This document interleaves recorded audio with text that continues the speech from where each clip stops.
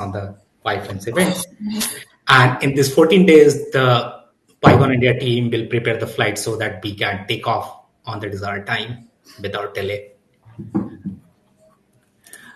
So what we have in our basket for PyCon India 2021. So this year we have 4 keynotes, 28 talks, and 6 workshops. This year we have 3 panel discussions happening on the main stage, BOFs.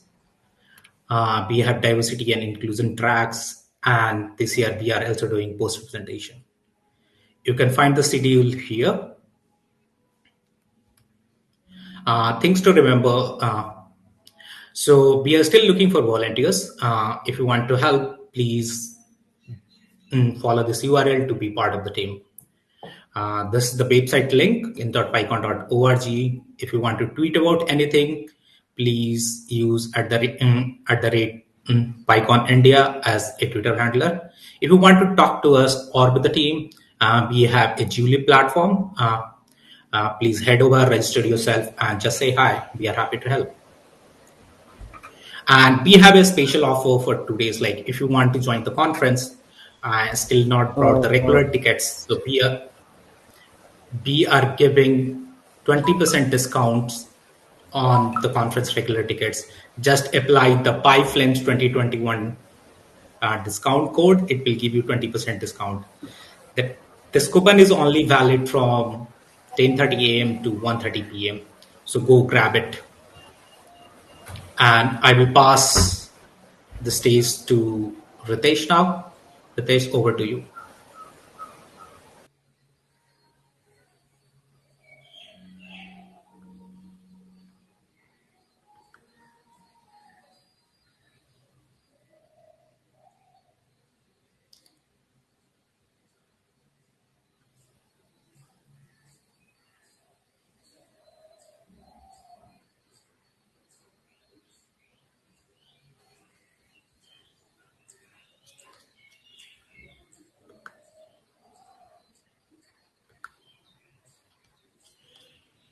So we'll just end the welcome session and come back with the first panel discussion session. Awesome.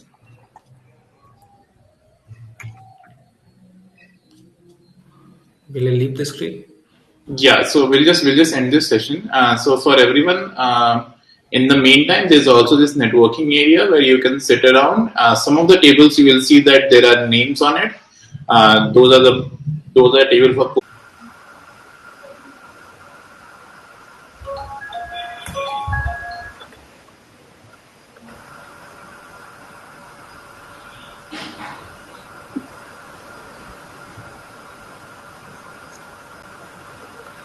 Abhiram, we are live. All right. So I am audible, right? Again, I just want to check once more. Okay, cool. Thank you all for coming to PyFlames. We have a bunch of communities who have come together to make this happen, and thanks in at least like to Ritesh, Anirudh, Chandan, Sayan, and all the people who are already spearheading the PyCon 2021 event, and now they have made these sort of bridge events as well, so as to bring people together and inform them about PyCon India, as well as have a set of interesting discussions prior to that, so that everyone understands what we're doing and what it took to make all this happen. And that is a segue into having 4 of the most illustrious people in the domain who have been conducting events in the past, have been creating communities in their own right, and are still part of the community and giving back despite their busy schedules and stuff. So I'm going to take some time to introduce the 4 panelists that we have today. We have Naufal, Anand Pillai, Anand Chittiputtu, and Vandana. So I'm going to read out some stuff about them so that I don't miss out anything. So my eyes are not going to be on the screen, right? So Anand Pillai, this is straight from his website. I am given to understand. So there is not going to be any discrepancy. So Anand Pillai is an architect at Zoco, and he's been programming since his college days. He graduated from IIT Madras in '98. In his college, he encountered open source in the form of Red Hat Linux when it was released in '94, '95, and they got a version installed in the common hostel PC. He started Bagpipers. I don't need a note to tell me that. And in 2005, and discussions in Bagpiper led to the first PyCon in 2009, of which Anand Chettipoto and Naufal were also an integral part. Which takes me to Anand Chettipoto. He is very passionate about programming and building stuff. He's currently working at the FOSS United Foundation. He has also authored web.py and Infogami with Aaron Swartz, who again is a name that you should all look up if you don't know. And he's trained a lot of engineers through his courses at People Academy. If you follow his Twitter handle, you know that he keeps challenging people with some small tidbits about programming and Python even today. So I think that is we're happy to have you, sir. Naufal, he's the CTO of GenSkill. He was also one of the creators of Bagpipers and PyCon India in general, and he's describing himself as one of those computer professionals you bump into in Bangalore, although his passions lie in different directions. He's into computer science and mathematics, of course, and in programming, poetry, and calligraphy, of which I've been I've followed some stuff as well, and it's pretty neat. He's a freelance programmer and trainer, specializes in infrastructure work. He codes mostly in Python, but he's familiar with other languages as well. Vandana is a security relations leader at SNCC. I hope I'm pronouncing that. Is it SNCC? Sneak. Yeah, you actually pronounced it right because people say it's Sink or Sinak or something. SNCC, with her current focus on DevOps. Ritesh has spoken a lot about her community in Null and in UASP. So she is currently, she's dealt with application security, vulnerability management, SOC, infrastructure security, and cloud security. She's a seasoned speaker, trainer, presented at multiple public events ranging from global OWASP AppSec events. She's also a member of the Black Hat Asia Review Board. She's been the recipient of multiple prestigious awards like Resilient CISO Award by Dynamics SO, Cybersecurity Woman of the Year Award 2020 by CyberSec Awards, and more awards. You get the gist. So we're glad to have you, ma'am, and hopefully this panel discussion will be something that we'll all take away a lot from. And I'm Abhiram. I don't have as illustrious a background as all these people, but I hope to someday. I'm a ML engineer at O9 Solutions, and I've been a part of Bagpipers for a few years now, since Grace, has been a part of it as well, along with Anirudh, Ritesh, and Rahul Kumaresan now. And yeah, I conduct a book club outside of work, so talk to me about that later on. Plug is over. Now we'll start with the panel discussion. I'm just going to present my screen, and so that, see, now we only have, I'm just going to set a couple of rules for the panel speakers.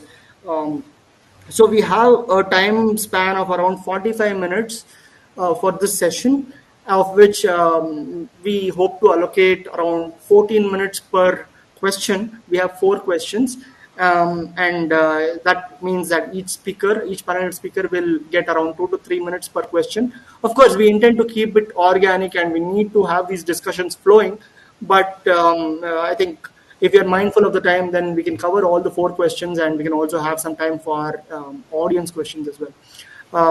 That said, I'm just going to present the questions on the screen so that everyone knows what we're talking about, and the question is not left in Ethereum after it's spoken about, right? So after it's asked.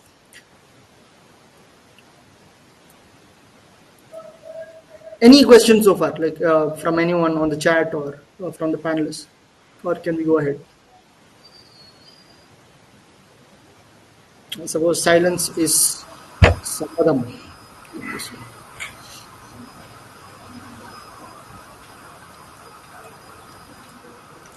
Give me 1 second.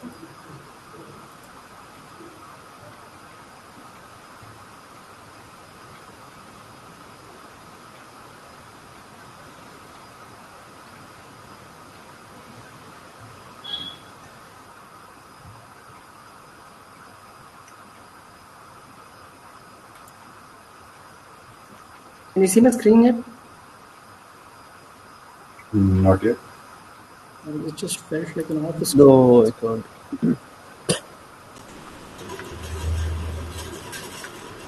And again, I appreciate all of you taking the time on a Saturday morning. Thank you.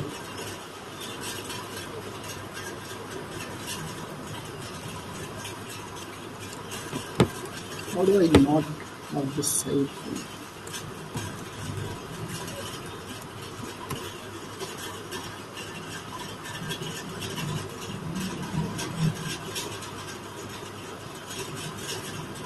Nice.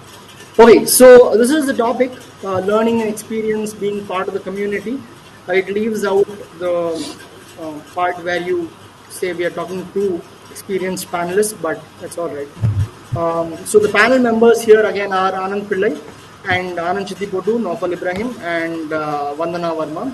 So these are their Twitter handles and you can check them out later. I'm Abhiram. So the 4 questions have been thought about, and we've also discussed it with some people yesterday and day for yesterday. So thank you all for your inputs. The first question is, you've all started different communities and have been the driving force behind many for more than a decade at least. What is your earliest memory of being a part of the community?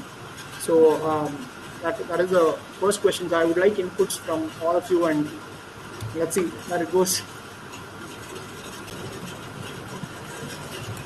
Can you go one by one? I mean, We will go in. I should have said that we'll go in a cycle. Anand B, Anand C, Naufal, and then Vandana. That would be the order. Is that fine? Yeah. Okay. So the P or C? Did you say P? Okay. B, please go ahead. So I'll turn. Okay. Yeah. Yeah. Probably I'll turn the video when I'm talking, so save some bandwidth. Feels a bit slow, and people will focus on the words, right?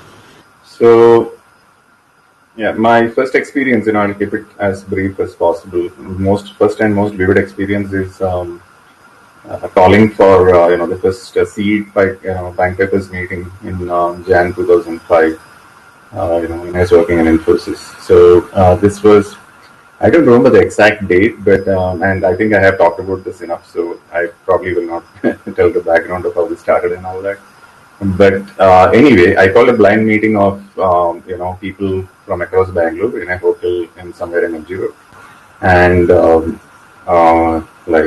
it was completely blind. As in, I haven't met these people, so I went there and advertised on some PSP, Perl, Linux communities, because there was no Python community at that time, right? And then I go there, and I'm like, meeting is supposed to be at 7:30. This is like an entire shot in the dark, right? And I have never done this before. And I'm an engineer in InfoSec, that's all. Okay. So I'm waiting there at 7:20. I'm like, nobody has turned up. Suddenly at 7:25, like one person comes, and I'm like talking with him, and like he's running a startup in Indira Nagar. And then within 5 minutes, 20, 25 people turn up. So I still remember the feeling, I think it was kind of like an adrenaline rush.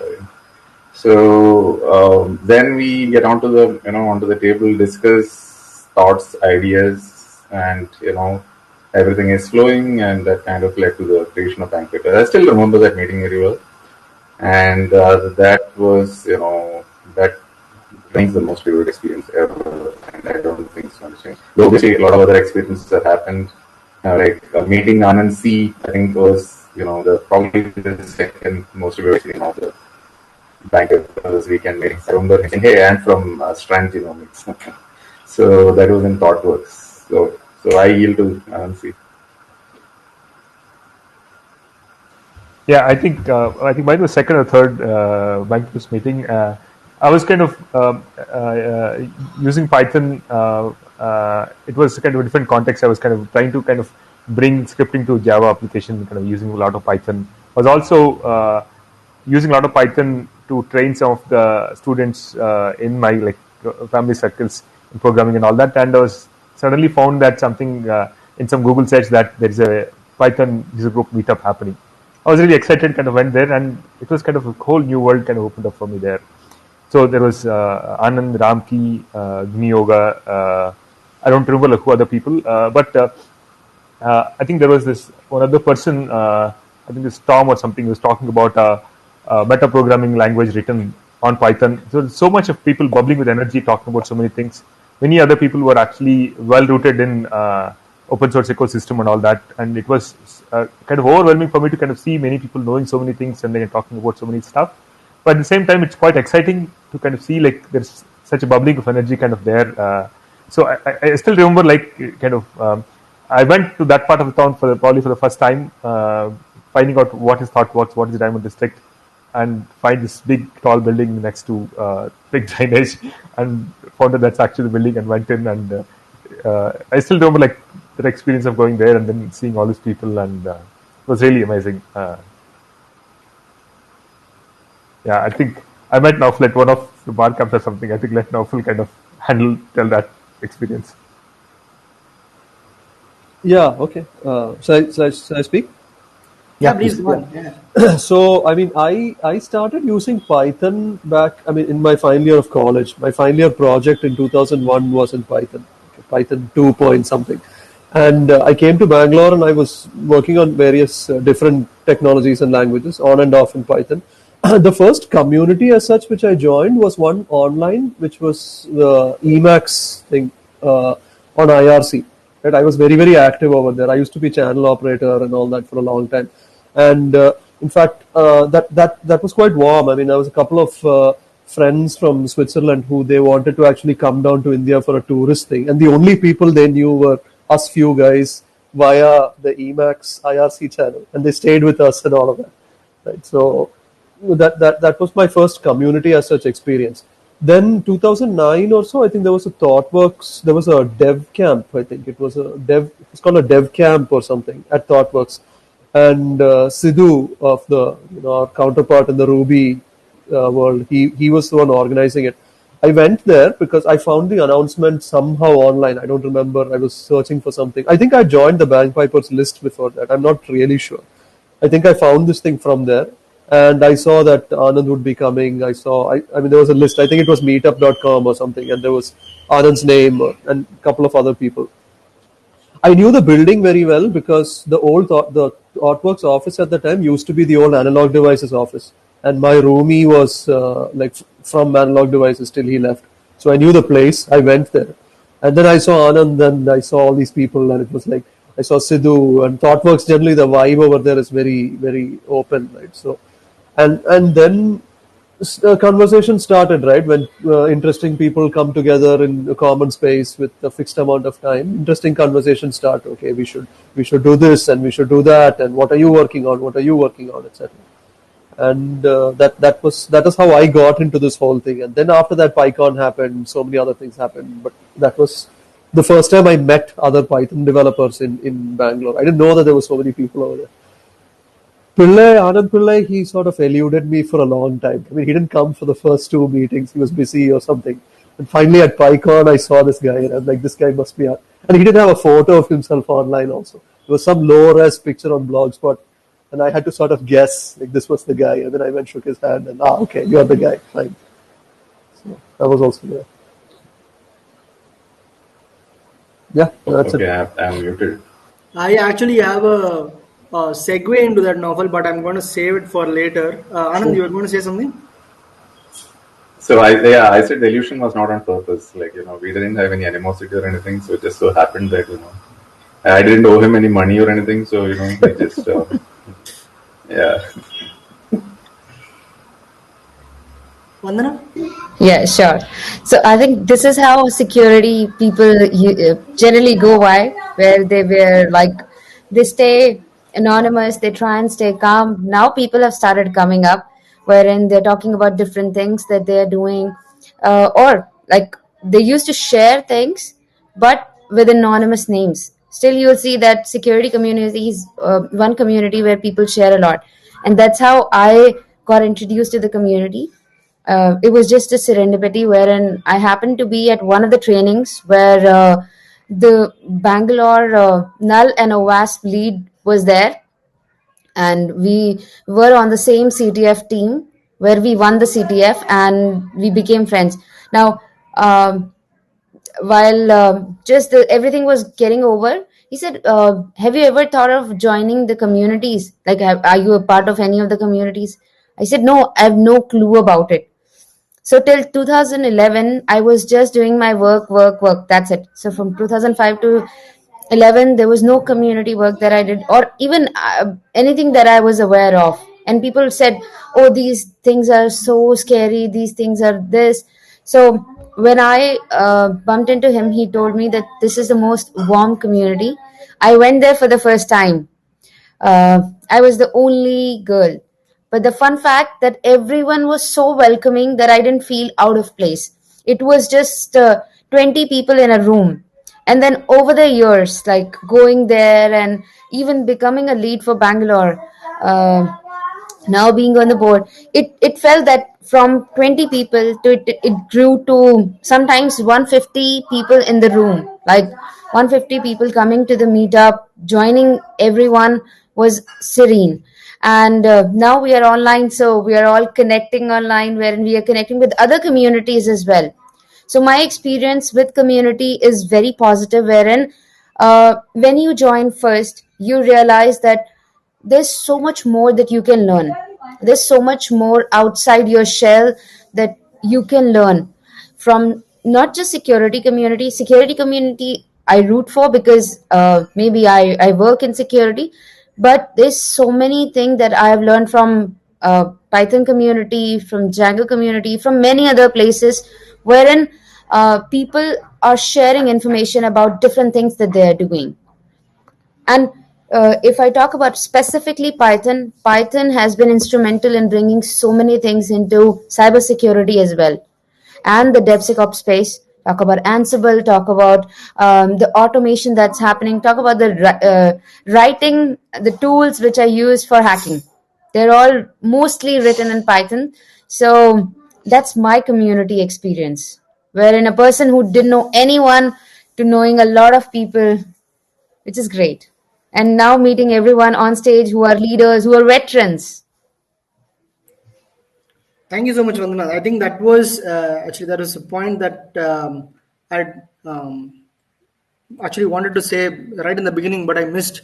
Right, that the reason we are all here in the Python ecosystem is partly, or at least if not wholly, because of the community, right? And that's the tagline for many of these past PyCons: is "Come for the language, stay for the community." So that is it's a lovely touch. Thank you so much. So I think Satyakam from the audience has something to say. I'm just going to give him the mic for a second. Satyakam, welcome aboard. Please. Hey, Noful, hey, Anand, hey, both the Anands. How are you doing, guys?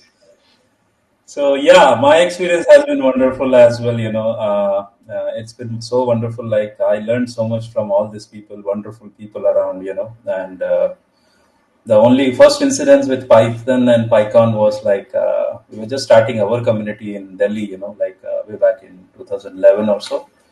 And Naupul and Kenneth Gonzalez, everyone reaches out to us, saying that, hey man, try to protect it, try to let it grow, like all those support, they gave us. And especially Naupul was very gracious. One of the times he visited Noida for some of his client work. I met him first, that's how I met Naupul. And then, rest is history, we have come a long way, doing so many things, so many PyCons, and so many wonderful people from around the world making this platform possible. It wouldn't have been possible without everyone around. So yeah, that is one part of me. And yeah, those incidents, like remember Anand and Nauful, where we used to lay our own cables for internet everywhere we go, in the PyCons.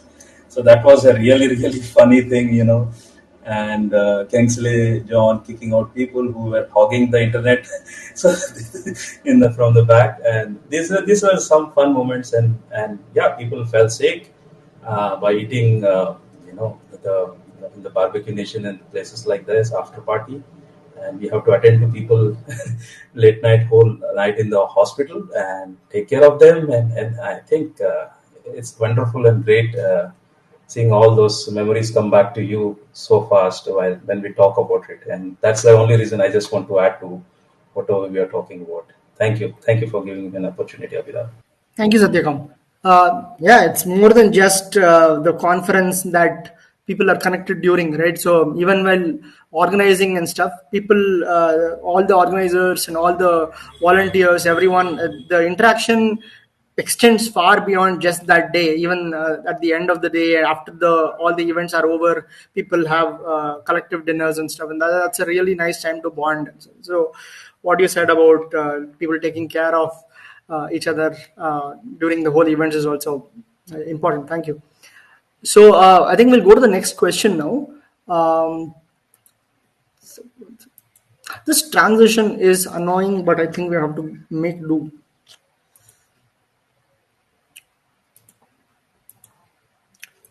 So the next question is, in terms of collaborating with the community, what sort of change do you see over time in your respective communities? For example, in the demographics, right, in the age group of people approaching communities, their backgrounds, in the sense that what sort of professions have you seen change over time? Like now, I see a lot of interdisciplinary people coming in. For a brief moment, it was only an influx of computer science students, wanting to learn computer Python and stuff. So I think people will benefit from knowing about the sort of changes that you've seen, and even the attitudes of people approaching communities, right?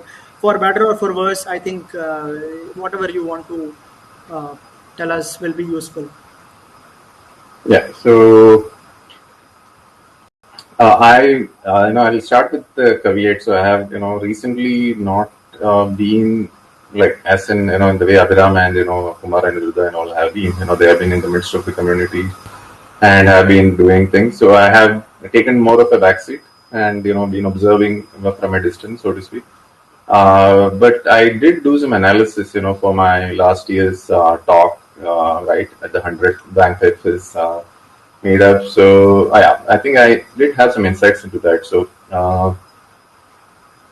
what has happened is, see, previously when these communities are forming, right, like when I had my first experience in creating the bank papers, there was nothing. So there was no core stage around which you could circle. I mean, you literally had to go and seed some of those things. So, and the bandwidth, the internet penetration was not there, correct? So the availability, as in what is happening where, that information availability was totally lacking. Only if you are tuned to these things, you had an interest in this, you had a login at Meetup and you are checking there, because mobile, now you get the notifications in mobile, correct? Even if you forget. So earlier these things are not there. So I think what that led to was people who with an active passion in these things used to come together and seed these communities, correct? So there was a lot of give and take and sharing and forming of the core kind of groups, which definitely led to the energy in bank papers and eventual creation of PyCon India and all that. Nopal can attest to that. So what I have seen is so look at it right now, or maybe the last 3-4 years. What has happened? The data has become a non-problem, correct? Data is like freely available, correct? Mobile, everything is coming to you. Right? Forget about pull. It's all getting pushed to you, correct? So that difficulty factor is gone. So everybody has easy access to information. You go, everything has a website or a Twitter channel. So, but what it has led to is now I think people might definitely have different opinions here. But my observation is, I think that giving has probably decreased a bit, and it is more of taking at this point. So that is my personal observation. So the core group of people who have been contributing to communities has still continued. But I see this people coming at the fringes, correct? And then taking a peek, moving on, taking a peek, moving on. So it's like, okay, what is there in it for me here? Okay. Yeah, these people are discussing something. Oh man, another job posting. Shit. Okay, fine. I get it in LinkedIn. Okay. So like move on. Okay. Right. And I think that passion for giving is probably decreased a bit, and it is more about what I can get from the community. And but still, obviously, another change. That is one, one negative change, if you want to say. But the positive change is this: there is a lot of awareness of sharing code. So I see more people contributing to open source, and earlier contributing to open source and being part of an open source project, right? Like CPython, for example, was something like out of the ordinary. Okay, something a few elite people did, but that's no longer the case, right? People contribute left and right, doc patches, code patches, everything. So that awareness has been there, and that has become, so to say, more democratized. It's more common, correct? So which is a good thing. Thirdly, I think the average age of the person coming into these things has come down. Earlier, like when we started, it was mostly software engineers and working professionals who used to come, because they are looking at job opportunities, learning opportunities, networking opportunities. Now, young engineers, right? Young to be engineers, so to speak, or even other professionals, correct?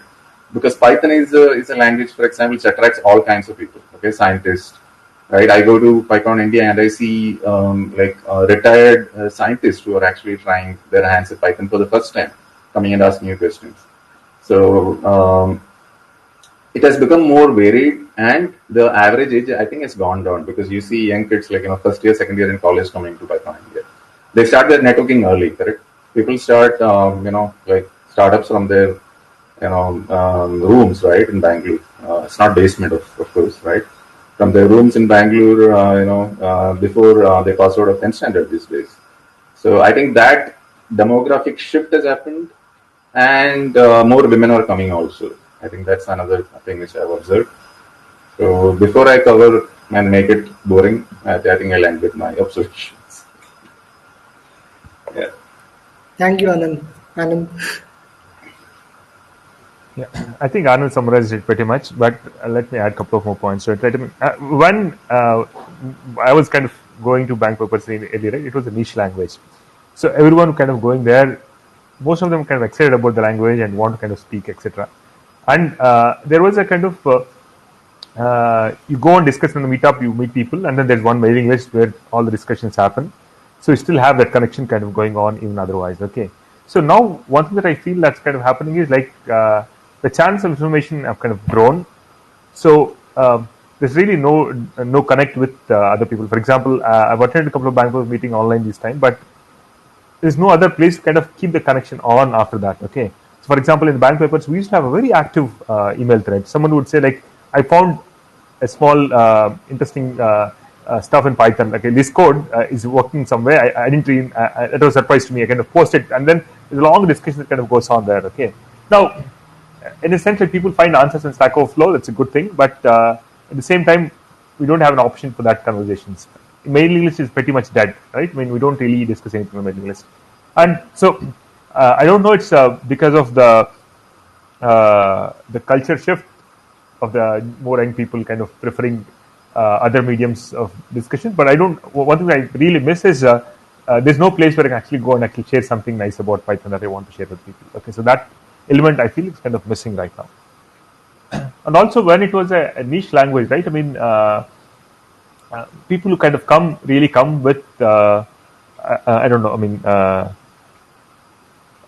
you find a lot more interesting people there, but right now, since it's become so much popular, right? People always come for opportunities and many things. So the group also kind of becomes too big, so you can't really connect to all the people. For example, bank purpose meeting or like 20 people. Like you keep going to the events a couple of times, and you know everyone who regularly comes there. But now that's kind of difficult. Like you actually have 200, 300 people bank purpose meetings. Okay, so I'm not saying it's a bad thing per se, but what I'm saying is like that connect is kind of missing somehow. That's how I would put it. Absolutely. Naufal? Yeah, I think this sort of, I think there's an age bias here, right? All of us have been, I mean, we experienced a different way of looking at these things than what's going on right now. Because of that, there's always this, back in my day, it was like that versus now. That thing is always going to be there.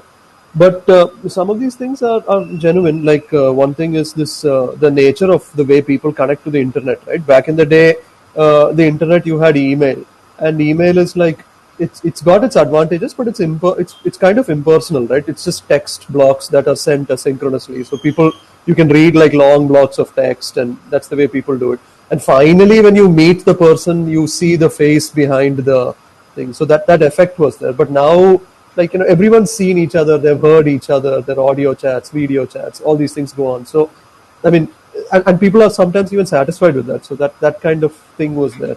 The mailing list, I mean, I'm really, I mean, I still miss that, like Anand said, right? Many groups that I've been part of, they stayed alive with a mailing list. And I've actually, scolded some people for using channels other than email back in 2010 or 11 or something. Because I felt like, you get the list of, you get the context, everyone's aware of it, it encourages transparency, etc., etc. And I've been a big fan of that, but that seems to be gone. Also, mail, IRC, and these things, generally there was this whole free software angle, right, back in the day, and people prefer to use stuff like that rather than some company's product just to run their community. So that angle was also there. Another thing which I feel has happened is like, during the early days, this whole community thing was an informal consequence of like shared interests, right? We're all Python people, so let's just chat. But now it's like there'll be some HR jockey in some company with a PowerPoint presentation. We need to hire. Where do we go? Like here's this meet that happens. We just secretly go in there and try to hire somebody. And like Sidhu mentioned, when they had the first RubyConf meetup, there were 5 or 6 people, and each one was trying to hire the other guy. Okay, so I mean that kind of thing happens. Everyone's starting to see communities as a way of uh, uh, like spreading your product, advertising, hiring, etc., etc. And companies actually sponsor it. You can conduct it in our office. Come, we're open. We are this, we are that. And then stuff like that. So that has, I mean, I'm not a leftist, but a bit of that kind of thing is there. And also, like Anand said, like it because it was Python, especially it was a niche language, so it used to attract weirdos, right? The non-mainstream people. Like I think Anand C was the first freelance guy I met, and I don't think I would have met him at I don't know, like some corporate event sponsored by Cisco or something. Right? It would only be in places like this that you meet people like that. So I think the bar camps, dev camps, things like that were important. The other thing I feel is this is I think owing to that, like one of the things, as this thing has grown, it's necessary to actually police it in some sense. You can't have really nasty people messing things up, right? So because of that, you have things, and these things are necessary, like codes of conduct and formal ways of escalating problems and stuff like that, which has made them more accessible to people. The flip side is like when that kind of thing is there, occasionally there is this treading on eggshells feel, which sort of like homogenizes the whole thing. That kind of effect also sometimes happens, I feel. I don't know, maybe it's just me. And finally, the last thing I want to say is this business of like things like Stack Overflow and stuff like that. You don't really, I mean, Stack Overflow, a lot of people contribute and all that, and there have been chats and things like that to try to make it a community, but it's not really that.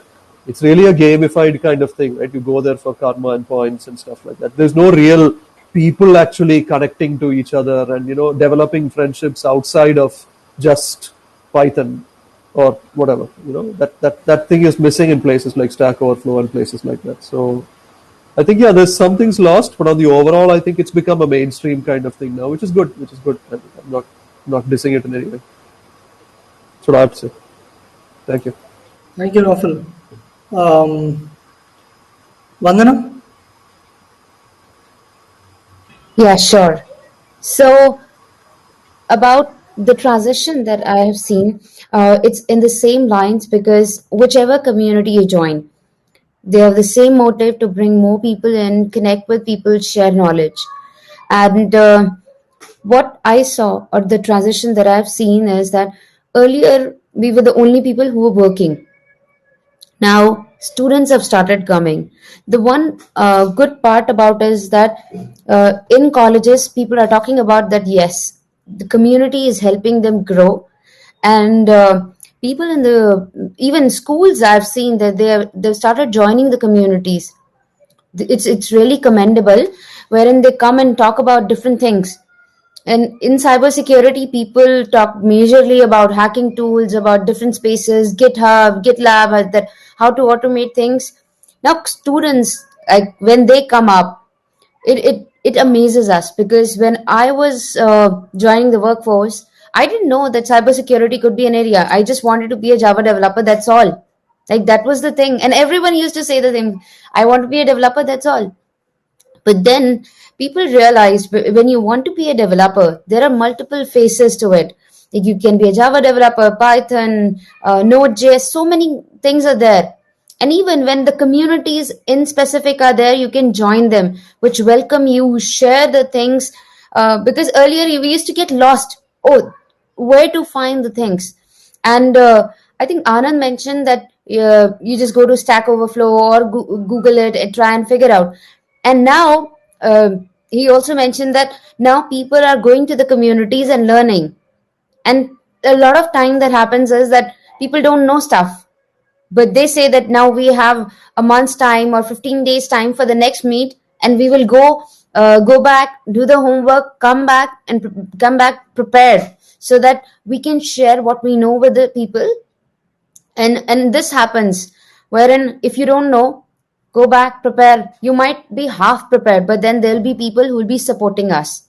And I remember my own first talk, wherein I couldn't look at anyone, like literally I was so nervous, wherein whatever I was saying, just saying like a bullet train, literally bullet train, was just going on a fast pace mode. And people started helping me out. Okay, these are the things that you can add, these are the things that you can do. And that's what made me feel that I can stay with the community. And now when people are stepping up to becoming the leaders, they're helping the next generation, next leaders to be part of this. And another thing that I have seen is that organizations are coming to the meetups for hiring as well, which has gone huge. Like, everyone comes here to speak about it, that yes, there are open positions, and from community people are getting picked up, which is amazing. Like, that's such a transition that we have seen. People say, oh no, the on campus hiring happens in the campus itself, but then the hiring happens over the discussion as well. Like, I have in my previous company, I got hired from just a discussion that we were doing at a meetup, and they said, we have an open role, why don't you come and speak to us and discuss about it. So those are the things that have changed, wherein earlier it used to be just the working workforce or the people who used to get to know, but now this has gone to a point wherein students to people who are elderly, to people who are leaders, they are coming to these meetups. And free and open source has gone to a next level totally. Like, when 80 to 90% of the code is open source, it becomes imperative that we learn more about it. And people are sharing more, writing more, and communicating more. Like, sharing and caring attitude has gone to a different level. That's my 2 cents. I saw one interesting thing where I think Naufal mentioned the being poached via communities by companies as a negative thing, and you have you mentioned it as a positive thing. And I think these sort of differing opinions are what we come here for, right? Because both of them are right in their own right, because I've personally seen the way you have to be a little bit of police to see that what sort of companies genuinely care about communities, and they want people because of their skill sets, and not just they're looking for it as a mass playing ground to target practice at. So I think that was an interesting takeaway, at least personally, and I'm sure. Can I add a small point to that? Please. I don't think there's conflicting opinions. Okay, so someone kind of attending your talk, listening to it carefully, and then seeing that you are someone worth having to work with, and then asking them to come and join. Okay, is a nice thing to have in any community. But someone, what Naufal is pointing is someone who is not technical, who doesn't even care about what you're speaking, coming and actually trying to pitch jobs to people. I think that reduces the quality of the whole event. I think we still, even I think Naufal wouldn't mind someone kind of coming, listening to his talk and saying that, would you like to work with me, right? But someone who is non-technical coming and actually, I think that's the point. I think, and the way I'd like to summarize that is by saying companies are part of the community, right? You can't say this is the community and outside that is the companies. It's not like that. Companies are part of the community. They're also, like, most of the companies are started by people who are originally in the community. It's just that over time, the attitude changes, right? People who are originally part of the community and get that whole thing, when their companies get involved, it's one thing. with some big, corporate jock who just comes like, swaggers in and says, we're offering this much, like, we want all the best people from this room. That kind of thing is, everyone knows, but, you can't draw rules like that, right? So that effect is there. Exactly. And I was on board. I was just like looking at the opinion shift from there is one part which is not very flattering towards the community, and then it's one part which is all for the community and trying to pick talent. Yeah. I think your synthesis is accurate. I mean, that's really, I think we both have a common point over there. We're just discussing different sides of the same issue. Just to add a point there, I think you'll all find it very interesting. Bank Paper started in 2005, and then there is an ad there, job posting from SP in 2006, if I remember right. I replied to that, and I joined SP. So probably I was one of the earliest person to find a community and use one of the earliest job postings there, to join there. So. Most complicated strategy to find a job. Yeah, but obviously the whole thing was not planned for that job, but So you say. Yeah, because I left that job after 5 months. So. Oh, okay. Anyway, so coming back to the just my few 2 cents there, I think it is the attitude that matters, on how you approach the community and how you treat the community members with respect. So you need to listen more. Let's say that you're just listening. Let's say you're an HR, but you're taking time to listen 5 minutes. Let's say you're not understanding anything. Doesn't matter. If you're taking the time off to listen and then give that person, okay, now I know what you're working on. Use your trade craft, not a problem, but take time to listen and give actual respect if you can, as in ask a few questions. But even otherwise, just listening in is good enough, and then proceed rather than the jocks that Nopal was talking about. But I think those jocks are maybe an extinct breed. I think those people are not there anymore. That's my feeling. You'd be surprised. Like I know some people who are HRs, but they communicate with they work with me to find out what these job descriptions mean and what sort of people they want to be looking for. Right, even from communities like GitHub and Stack Overflow, which exist now. So make use of it. They're making use of it in a better way. Right, like they want to understand what they're actually looking for. They want to know the difference between Java and JavaScript as a base level thing, right? Which is missing many thing, right? So it's there. It's not dead. It's not as alive as it should be. Yeah. And I think we'll wind up with one last question. I had 4 questions, but I think the fourth question got Aviram, just a small thing I would like to add before we, So yeah, definitely, it brings up a lot of memories, the news groups and Yahoo groups, those discussions, even to get onto Yahoo groups, we were hesitant, and there was so much friction in the community itself, just to get on the Yahoo groups, and then in the other groups, and definitely, the job thing which everyone pointed out, I'm for it, and we have made ways to, until and unless we see a company staying invested in the company, the community, coming for a few times, then we filter it out, this is the ways we found out, and then also we see that they are adding value to the whole conversation of the community space when we have meetups or whatever. So that also makes people accountable and makes, as Nopal said, we want that utopian kind of society which we don't have. We want all the companies to be part of the open source bandwagon, but we are moving ahead, and I'm happy to say that a lot of people get paid for these kind of jobs these days, evangelist and advocates, program management. So yeah, all these have new avenues to the whole thing. And we were like missionaries, okay? Remember this, I'm still that guy to the core of it, missionary mode I used to call.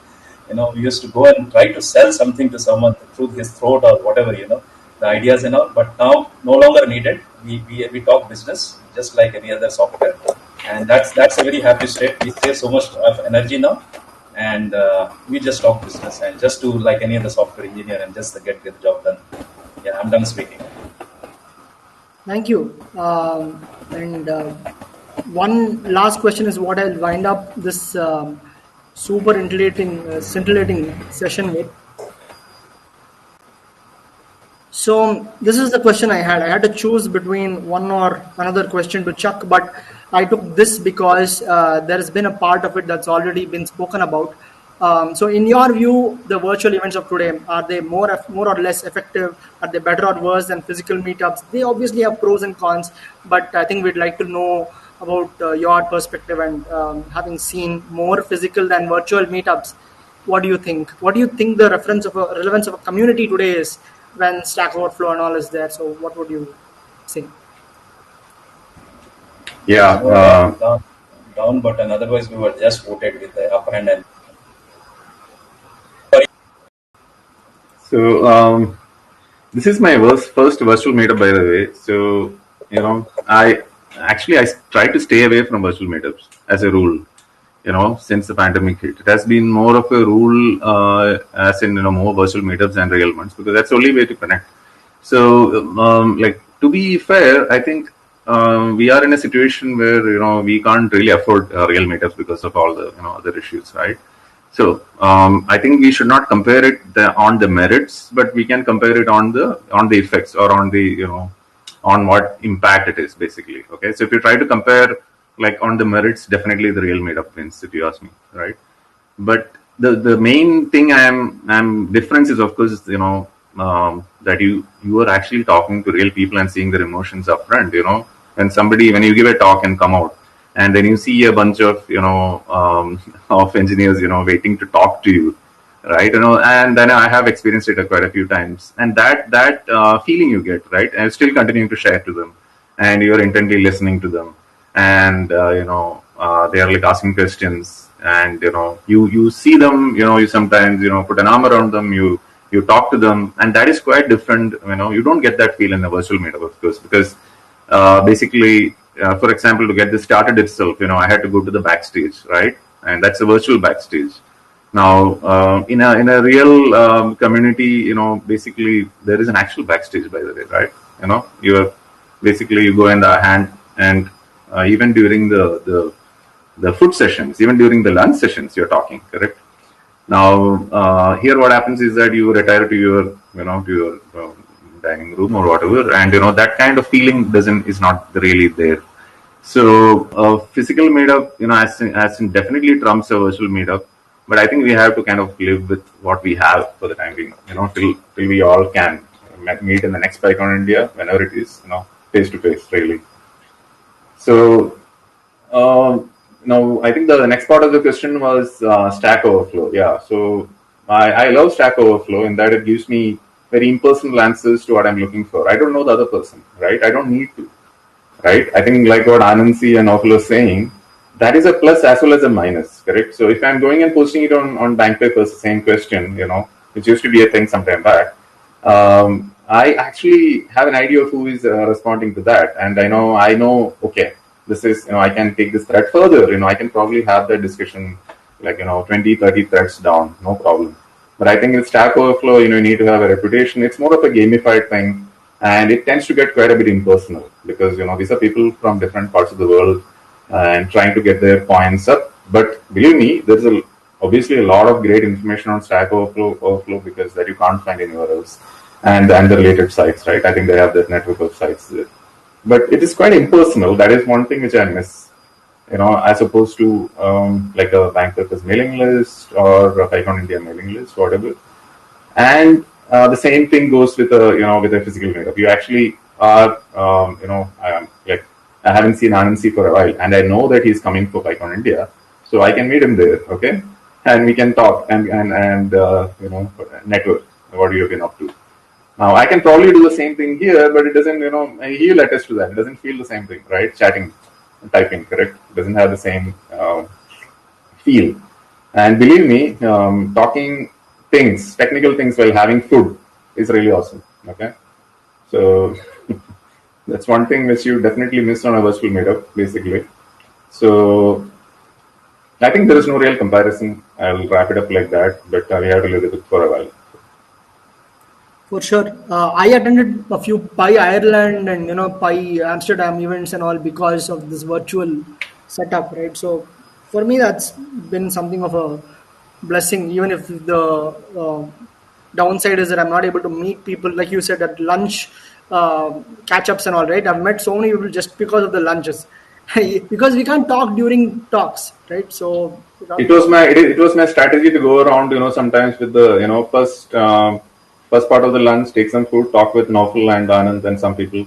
Next, go back, go join another group, okay. And but obviously, there are good things like what you said. You can actually meet, have all these international conferences, and listen to people and feel that virtual connect without having to leave your home. So I didn't touch upon that, but I have. This is my first virtual meetup, so I'm have a bit of lack of experience. Hopefully, it's been good so far. Anand, please.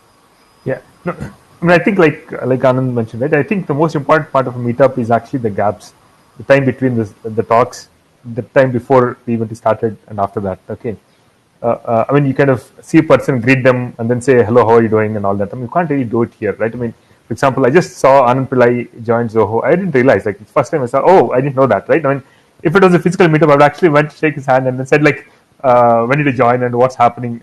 I mean, I can't do that, right? And I was thinking, actually, I was making a plan in mind, like, I should actually call him after this call and ask him, maybe kind of set up a time to kind of have this discussion, right? It's kind of a more formal thing now, right? I had to do all of that, okay?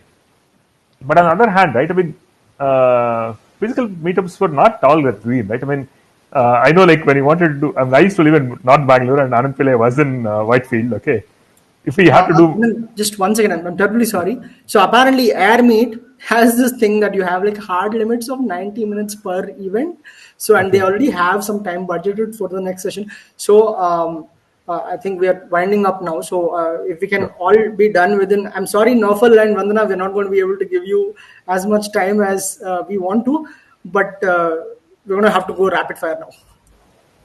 Sure. I mean, that's what I want to say. I think there were also issues with physical things. This is what I wanted to avoid, but okay. Yeah, please go on. I'm done. So this is exactly the problem with the virtual. Yeah, so I mean, basically they've covered everything. I mean, online, because we don't have a choice, it allows more people to come and attend international events and stuff like that, and it's cheaper. But offline is much more conducive to actual long-term community building. And when this whole mess is over, I hope we can resume that. That's all I have to say. Yeah, totally agreed. In person, we can actually get to know person, build that kind of a relationship, long-term relationship. With virtual, you're just coming, attending the event and just be done with it. And then coming up with another event and then you move on. Like last year and a half has gone like that. We've met so many people, but how many people do we remember? And sometimes the fun fact, you don't even dress up and come for the event. That's what happens in virtual. But in actual event, you feel like, okay, you're meeting people, you're greeting people, you're connecting with them. Here it's just that, okay, I'm attending it, I'm giving the talk, or I'm being part of the panel. That's it. Yeah. By the way, Abhiram, I think this is a question that you answered yourself when you said that we are with a time limit. So. Yeah, and I think it is unfortunate, but I think it's a nice thing to reflect on. Like, this is what it is, right? The downside of an online meetup. Hopefully, everyone takes away the positives. And with that, I think we'll conclude this panel discussion. Again, I would like to thank you all for your time. And Naufal, please get well soon. I heard a little bit of a sniffle there. So, again, thank you all. Thanks a lot for giving the chance, man. Yeah, I'll just flash the Twitter handles of people so that, if you have any thing that you want to talk to them about, please reach out to them later. Thank you, and wish you a nice event for the rest of the day. So, is there any way we can continue to attend? Ritesh, you want to... sorry, say again? They want to know how we can continue to attend this and where to go. Yeah, so after this, we all be redirected to the main stage, and there the tables are there. So anyone who wants to interact with the panelists, they can be available, interact at the panel during the networking session. So after currently we'll be having a 5 minutes break. Then the lightning talks will follow, and then in the networking session, you all can connect. Hopefully trying to mimic the same environment as our offline one, but certainly will not be possible the same way. Yeah, I'll come with my food. Okay, cool. Okay, thank you. Bye bye. Bye bye. Yeah. So we will be having a break for 5 minutes, and then we'll be joining back with the lightning talk session. Okay? Thank you. Thank you. Bye, Anand.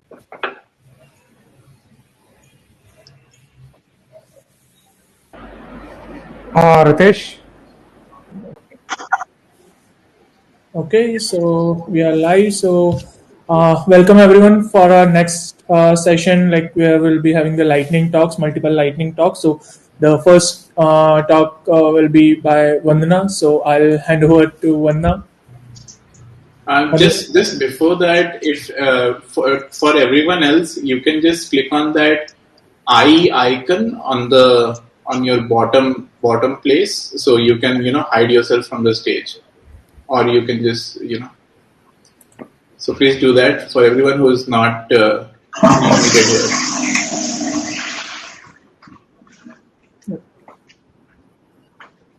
Vandana, over to you. I think you are on mute. If you are speaking.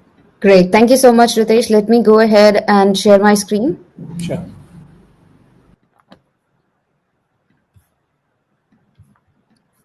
I hope you can see my screen. Yes, we can. Perfect. So, hi everyone. I'm going to talk about a community which I took over or rejuvenated in 2016, wherein we were trying to bring more participation from diverse people, and that's how it all started. Because when we talk about role models in the industry, they're very few, and it's not just because of anyone, but it's because of a sense that yes, we want to feel that yes, we belong to this. And these are the unconscious biases that wherein, oh, am I the right person to do it? Do I fit in? Like today's panel, I was the one woman, but then should I feel left out? No. Here, everyone made me feel welcomed. So there are some unconscious biases that we all have. And that's how InfoSec Girls came into picture, wherein we wanted to make an impact that, yes, these are the things that we can do. And from it started with two people, the community went down to like, it was a downfall, it got shut down, and then it back in 2016 and 17, and then we launched our YouTube channel because very few people meetups, and we thought, why not, let's have a something online as well. So we started off with different chapters in different parts of the country, and now we have around 25 chapters around the world. But was it so easy? No. We faced our challenges. We were facing challenges in gathering people, balancing things, and especially right now, I think that is a challenge with everyone. Like how exactly we can go to the meet, how we can join the meets when we have kids at home. And it's not just for women, but for everyone that we saw. So these two kids are in the front row. This is from a friend in Hyderabad. He actually got both of his kids to the meet so that they can be there and he can spend a weekend there. And gathering place, like letting people know that yes, we need a space, we need a venue wherein we all can connect, have a proper location. We wanted to remove all those preconceived notions that whether if I speak, there will be questions which I would not be able to answer. We started making feel that the making feel the people who are coming and joining us or the first time speakers comfortable about yes, there will be questions and we will help you out in answering those questions. And sometimes there's a lack of awareness that this is how the presentation can be done, this is how the answers can be taken, our questions can be taken in the end, and then answers can be like given later as well when you connect with the people. Not all answers have to be given in the session itself. And apprehensions about speaking, like me, when I started speaking, I had all the doubts and I was not looking at anyone. So me time to overcome that, but then people helped me out. And that's what we're trying to do. And we are trying to help people and reach the masses, wherein it's not just by the publicity of mouth, but we are trying to share the information via social media, and we're trying to connect with them. So we are trying to build a sustainability model so that we don't fail again, we don't go down like we did in the past. And we're trying to bring up more leaders so that we are motivated, we are accepting what we've received so far, be it our failures, be it our challenges. And that's what happens with all of us. And that's how we're trying to contribute to InfoSec Girls. And we're trying to arrange those technical meetups in person. It used to be there before COVID hit, or before all this thing happened. And now we are all trying to connect, not via this, but via those virtual meetups wherein we can connect, we can share, we can greet each other with the information that should be shared with everyone. And we're also trying to connect with colleges, schools, universities, share the technical knowledge, share the cybersecurity knowledge. We're trying to sponsor people for the conferences, for the travel, trying to deliver free trainings, joining hands with other communities. Like right now, we are meeting at PyFlames, which is part of PyCon India. And we're trying to upbring people so that we can have these free workshops, not just by us, but anyone who's ready to give. So these are the workshops not given by solely me or the community leaders, but by everyone who's part of it. We are trying to arrange the CTFs. We are trying to arrange challenges for the students and helping people get into the cybersecurity workforce, getting the right information wherein they can actually join the jobs, how exactly they can update their profiles. And when I talk about stories from InfoSec Girls, I've gone from 1 chapter to 15 chapters to 25 now. We're trying to connect consistently. We're trying to arrange many meetups. Now, when there are 10-15 meetups used to happen in a month, now they are happening 2 or 3 meetups in a month because they're all virtual. The audience is the same. We're trying to bring the diverse participation from people, trying to upskill people, spread the awareness as much as possible, keep it open and accessible. And that's what we've done over the years. And not just that, being there for each other is the most important thing. And one beauty of being online is that now we can connect with other communities and bring more participation. And that's not just happened like in one go, but then it is like the efforts behind the scene from chapter leaders, from the community leads, wherein we are trying to find new speakers who are first time speakers, groom the budding speakers, experiment with the new avenues, and how exactly we can share the knowledge and how we can set up different things and experiment with different streaming format. Is like that's been an ongoing effort that we are trying to do. And not just that, we recently started InfoSec Kids so that we can have some knowledge for kids as well and their parents, because that's becoming a challenge thing wherein how to handle the kids online and their stuff which they're trying to check online. Right now, I know that I have kids at home and they just go ahead and start using phone and open anything and everything. So how to stop that? It doesn't need that we need to police our kids, but then how exactly we can safeguard them from all the things that are happening online. And you can reach us anytime on infosecgirls.in, hello@infosecgirls.in, or you can reach me at vandana@infosecgirls.com. Follow us on Twitter. And we have multiple places where we can connect. If you still have any questions about it, here I didn't want to go down to everything, but just this. Thank you so much. Feel free to reach me anytime. Thanks a lot, Vanna, for the great talk. Next, we are having Grace. So, Grace, over to you. Thank you. Thanks, Ritesh. Let me share my screen. Sure. Okay, give me a sec. Can you see my screen? Not, yes, yeah. This one says choose an application or a tab while you're sharing the screen you presented. Are you able to see my GitHub right now? Yes. Okay. Good afternoon, everyone. So today I'm going to give a lightning talk about Python library which I wrote called Python Typing Commands. So Python introduced gradual typing sometime back. That is in like Python version 3.5 onwards, and it is an idea to have types in the Python code. It's called gradual typing for a specific reason. So gradual typing means that not all part of the code needs to have type annotation or the type information. With having a minimal information, you will get the maximum benefit in a larger code basis trying to use something which does not exist as a property of a class or some kind of an inheritance chain. So the gradual typing where you have a very small portion of a code annotated and the types can be automatically inferred by a static type checker. And that is the idea of this, and it is very optional in Python. And there is a continued effort in the language and also in the community to adopt. So even though we say it's optional, but it is mandated by community and not of other projects. They say a type hints are missing. So people use type hints. For example, I use Django type hints and it's quite useful.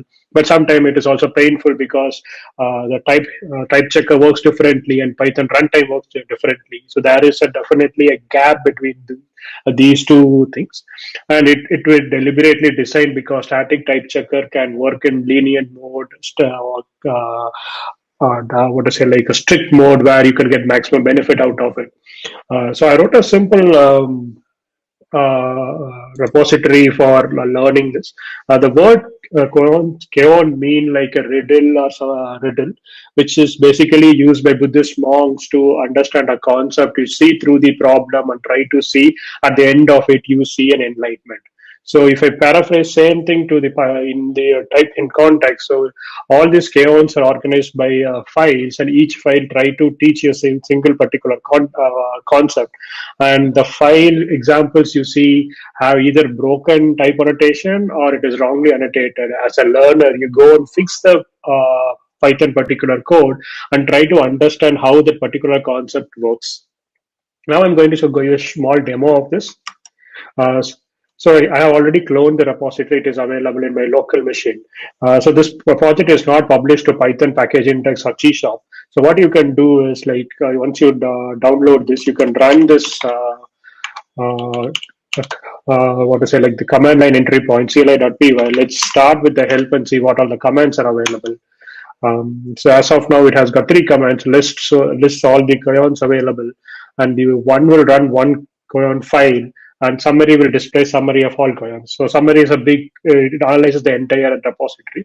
So let's try to start with, let's see what all kaons are available.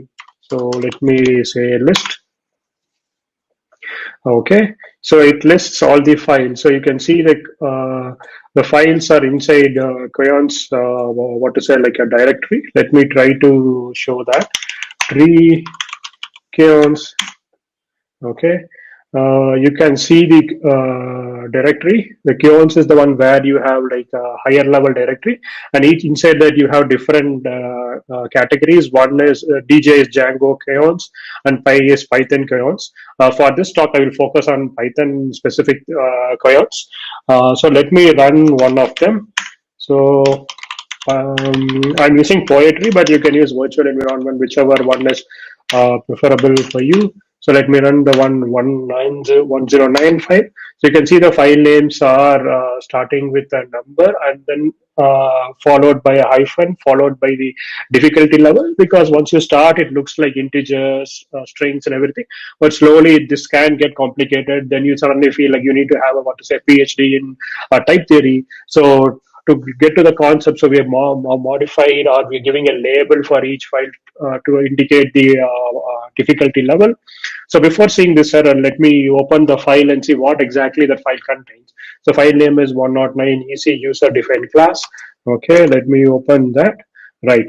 So here is a file 109 EC user defined class. The file is structured into like a lot of comments you can see. The doc string specifies like what is the concept you will learn. This is learn how to annotate the class, user defined class. And once you scroll down, you can see like comments. These comments are very specifically action items which learner needs to take. That is like, this is the place where you need to annotate some data. This is the place you need to annotate the function. So before annotating the code, let's see what exactly this file does. So let's go to the bottom of the file. the bottom of the file, we have a main function. So main function has got a variable called users, and it loops over for 10 times, and it calls a function called get random user data. So what does get random user data does? It does not take any argument, but it returns a dictionary containing 4 items: name, email, is active, and last C. You can see like this is some kind of a function which is generating fixtures for some kind of a use case. Then what we do is like then you create a user. Create a user is again a function. What it does, it takes in few arguments and create a user class. Where is this user class defined? Yeah, it's defined right above it. So we have a user class. This particular function tries to wrap around some kind of a code initiating the user. So you have some IO defined in this particular code. So the main concept what we will learn here is like how do we annotate a user defined class. Right now, let's before annotating the code, let's see the errors. So this is the approach you take. You take a file first, you run the file and see what are the errors, and you go ahead and fixing one by one. And at the end, you should have a zero error. When you have a zero error, we understand that you try to learn a concept and you are somewhat understanding the concept. So for all this purpose, we are using MyPy. So MyPy is a static type checker. There are other static type checkers available, PyRe, PyWrite, which are implemented in, one is implemented in C, one is implemented in TypeScript. So MyPy is the default one, comes with, it's not a, comes with, does not come with standard library. It is like you install. So all the requirements are available in the requirements.txt file. Now let's see the error message and try to understand what exactly this type checker is complaining.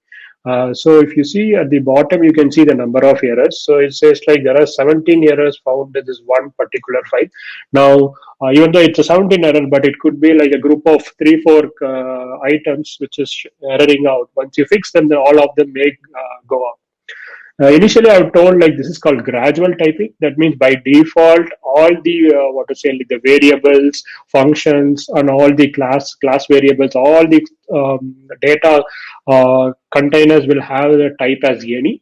So you can configure whether that static type checker should complain about any or not. So that is what is happening here. I will configure it in a very strict mode so that it wants very precise information of every data available in the code. So now let's start with the first one. What the error says at line number 15, it says the function is missing a return type annotation. Okay, let's go back to the function. It says line number 15. Okay, I understand that the function is not taking an argument, fine, but it returns. Type checker want to know what is the return type because it is subsequently used in line number 43 and elsewhere. So at least somewhere it should know the type. Okay, so since it returns a dictionary, we can say it as says it returns a dictionary. But you see the problem when you annotate a dictionary, you have to say what you have a key and a value. We need to annotate both key and value because in keys can be string, integers, tuple, anything which is a hashable. So MyPy will ask for a precise type. So to annotate these kind of scenarios, so what happens in the typing module, you have type dict, where you can represent each of the key and its relevant type. So in our case, for example, I have created a new type called user data. So you have to understand there is a difference between a type and a class. A type information carries information of the particular variable or a function, whereas class it's also a type, but it is not only the type. That is something you have to remember. So now that I've created a new type called user data, the user data is going to represent this particular dictionary which will be returned by this get random function. Now we need to tell the type checker what are its type. So the key is going to be name, and the value of type's value is going to be string. The syntax used is whatever is a name, colon, and the type information. That is the syntax, not equal to. Okay, so next is a email. So email is again an F string, so we can annotate as a string. Next is active. Now is active I'm going to annotate as a boolean since it is going to return true or false. Next is last scene. So last scene is what is a datetime object. So datetime should work. So this datetime is imported in the top. Right now, this Now that we know what is the return type of get random variable, so now what we can do is we can say return type as we use arrow mark to say the return type of a function. In our case, it's returning only one value. So what we will do is we'll say the type of that one value. It is the user data. So when you reference a class, it automatically understands it is an instance of this particular class. In our case, it is going to be dictionary. It will say like, okay, the dictionary will contain these four keys, and the types of these four values will be the configured ones. Okay. Now let's again run this uh, uh, program and see what is the error. Now type checker is complaining. Now the number of errors from 17 has gone down to 13. Okay. Now let's go and start. What is it complaining? So the previous error that the function does not have a return type is gone. Now there is something else. Now what it says at line number 30, the function is missing a type annotation. Okay, let's go to line number 30. So line number 30 is the initializer of the class. And now we need to annotate the arguments. Okay, init method takes in a few arguments. It does not return any value by default. So either you can say it as none as return value, or you can leave it. MyPy will automatically understand it as none. So we are familiar with these four arguments. We can say it from the user data. Now let's try to annotate the same type here. It's a string. Is active is going to be bool. Next is going to be last seen. Last seen is again going to be datetime dot datetime. Okay. Now let's again run this. Right. Okay. Now from 30. Right. Sorry, Chris. Like just a time check, so we are already timed. Please continue. Right. Yeah. Right. Right. So now you can see, you can understand like how this chaos work. You start solving one by one, and you end up at a stage where you don't have any more errors. I will quickly go through this file and make sure there are no errors. So next part we need to annotate is the same part here. So this type signature is going to be the same. So if you're curious, like rather than typing everything, you can create a very specific types, like you can say active, user type, all those things, like a type aliasing you can do it. But for the context of time, I'm not showing all those. But in general, that will help you to understand higher level types rather than thinking always a string or something. But internally, it will be string, but it is quite useful for understanding the types when you have a lot of code. Okay, so now that you can see that how the process goes. So by this process, you go ahead and keep fixing one by one, and then at the end you can a list. So in the list you can see like Keons available for other concepts. So it starts with variable and it goes to advanced topics like decorator, generics, and protocols. Protocols are like where you any methods which implements the type. For example, if you are familiar with Go, it's an interface. If you're familiar with Haskell or any other thing, it's a monad. So all those things you can try to run each one by one, and you can understand this particular Python typings. So the last thing is you can go to this repository and you can download and start using. As of now, this supports Python typings for Python and for Django and REST framework. There are ideas to add for more concepts like async, list comprehension and other stuff, and also for NumPy and Flask and other third-party libraries. In case if you're interested, you can always contribute. And thank you. Thanks a lot, Chris. Next, we have Jatin. Jatin, over to you. Hey guys, hey everyone, thank you Ritesh. Let me just get started. I know I may have to speed things up a little. Let me know once you see the screen. Not yet.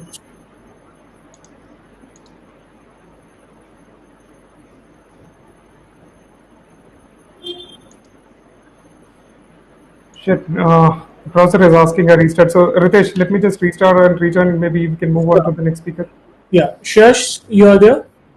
Yes. Yeah, can you please Sure. over to you, I guess.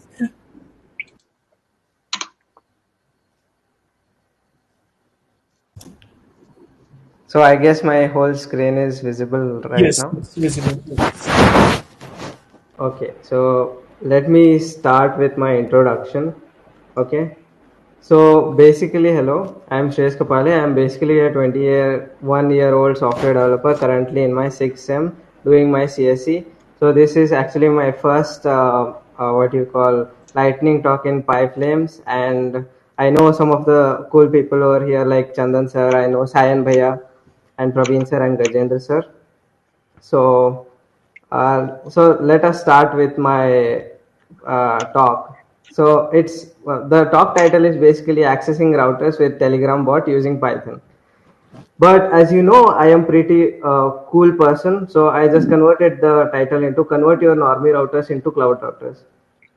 So first, the biggest question is why did I actually convert my normal router into a cloud router? So basically, I just want to know who is at my home, who is currently using my network, and from anywhere across the world. And second thing is I also want to like know about the firewall, so I can basically configure my firewall rules and change password, maybe change SSID from anywhere across the world. So also coming to the main reason was, so every time my mom calls about Wi-Fi not working, I can restart it from anywhere with my phone. So now the next question would be like, how can we do it, right? So one thing is that you can basically try breaking into your proprietary router and flash it with OpenWRT, then interface the UCI to your by making system calls to UCI and then interface it to some kind of like, for example, PyTelebot.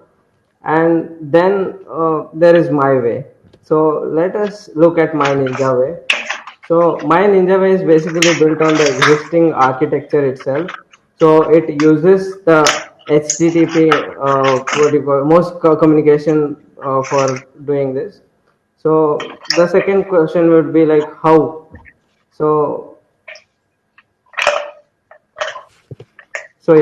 so the key ingredients are Python. Obviously, this is a Python conference. So second thing is requests. Requests is basically a beautiful library for making HTTP requests like get, push, post, and etc. And also beautiful soup, basically to parse your HTML. So and then there is PyTelebot, which is a Python package for interfacing with Telegram bots. So working theory. So as you know that most of the commercial routers come with something called as config page hosted at router available at addresses which look like this. So it can be on 192.168.29.1. Most of them start at the first IP. So these pages basically use HTTP, so you can basically emulate the requests and fetch and configure these pages by using packages like requests.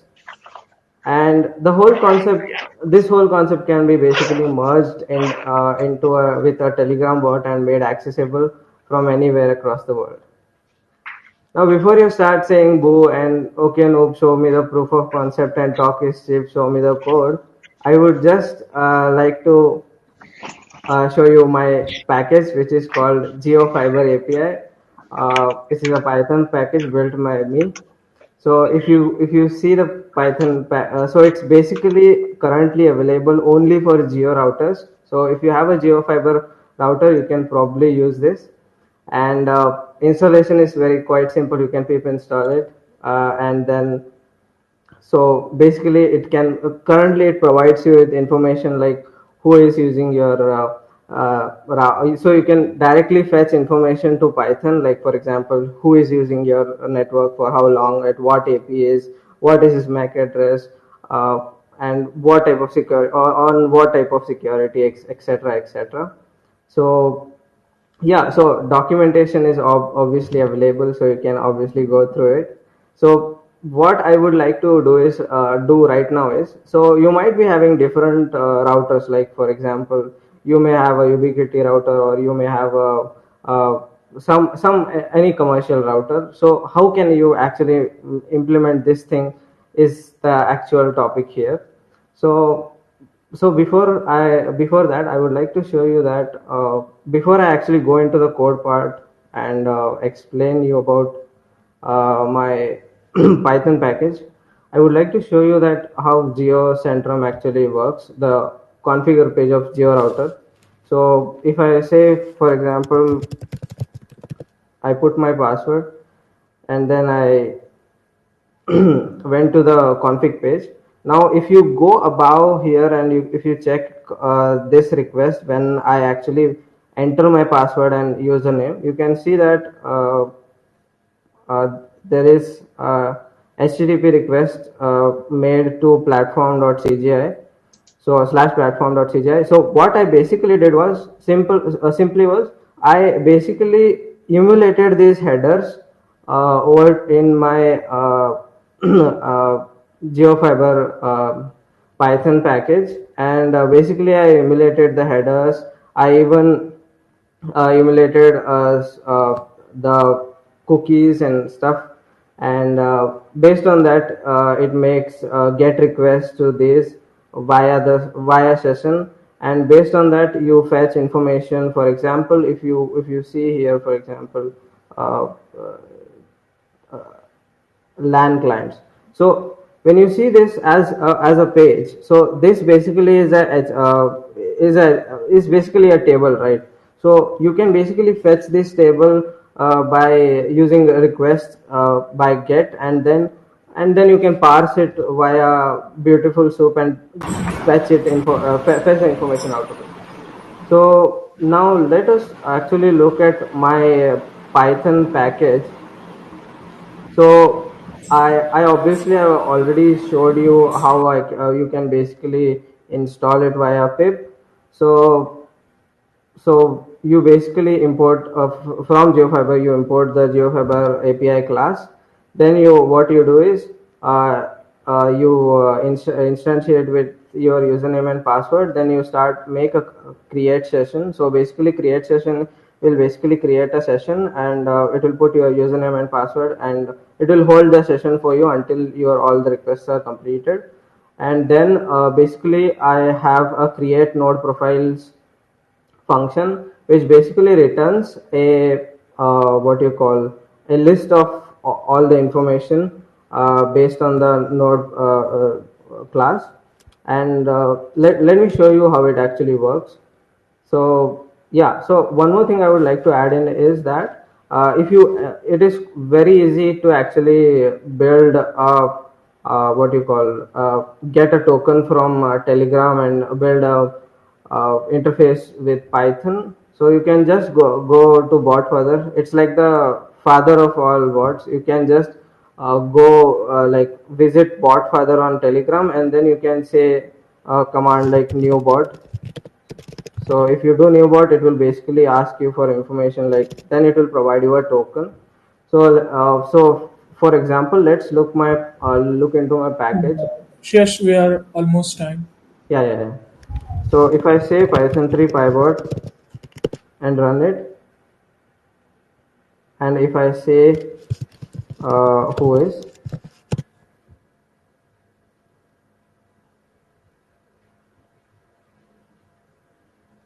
so yeah, basically right now I guess see, so it is actually giving me an error because I am already logged into my what you call my. So basically Geo allows only one session per this thing. So if I restart it in 1 second and then start who is.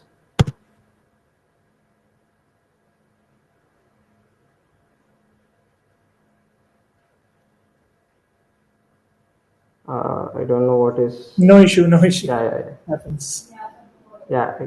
So yeah, but it works perfectly fine. You can always install and try it out. I don't know what happened right now. Yeah. So yeah. So I would like to say thank you for PyFlame audience. Special thank to my sir who is provided my opportunity. You can always connect with me on LinkedIn, and that's my email. Yeah. So thank you guys. Thank you, Shash. Jatin, you there? Yep. Okay. Over to you. Thank you. I think I'll just like to say one thing, Shreyas. If everything worked in technology world, we'll all be out of jobs. I think Yes, that's a yes. good thing. Actually, it works, but I don't know why it was like. So for me, it happens in most of the demos. I mean, production. That's what it is. It's the production nightmare. All right. Hey, everyone. This is Jatin. So, a short introduction about myself. So, throughout my SF experience, I work with. I have been working with the industry for almost more than 6 years, and worked as software engineer, starting as a lead and etc. And I have been like part of the Python community for quite some time now. Started my journey with Python community almost something around 3 years back. I don't even remember the years. All right, moving on. Ritesh, you guys are able to see the screen, right? Yes. All right, so today's topic that I want to talk about is MetaPy, a short pun intended, your Python's MotaPy. So, first of all, no, it's not a new Python implementation. We have CPython, PyPy, IronPython, a lot of other implementations out there. This is not that. It's just what I wanted to build as a catchy name for meta programming in Python. And it's more like an elder brother for your anything like Python, or more like elder brother, which is safeguarding you and doing a lot of operations under the hood for you. So I'll directly jump into some short scripts. And first of all, let me run a poll over here.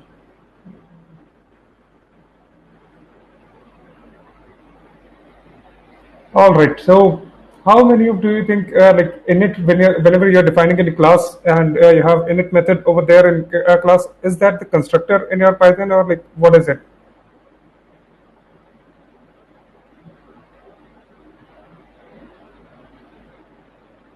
All right.